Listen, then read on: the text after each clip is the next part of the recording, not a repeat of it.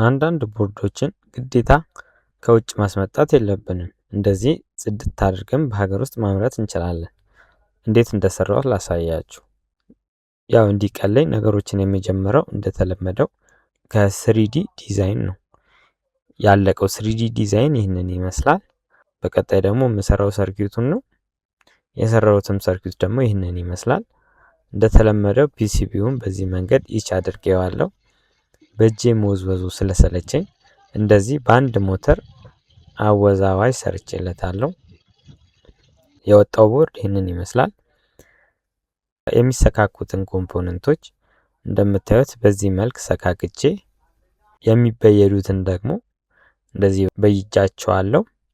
ያለቀው ቦርድ ይህንን ይመስላል። በቀጣይ በዚህ መንገድ ቦርዱንና 3D ፕሪንቱን አያይዣለሁ። ሙሉ በሙሉ የተጠናቀቀው ሲስተም ይህንን ሲመስል እንደዚህ አይነት ከስተም ፓወር ሰፕላይ አድርጌለታለሁ። በዚህ ጋር ደግሞ 3 በተን አለው።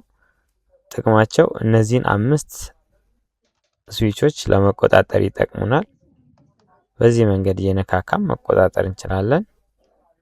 እንዴት ነው ፕሮጀክቱ?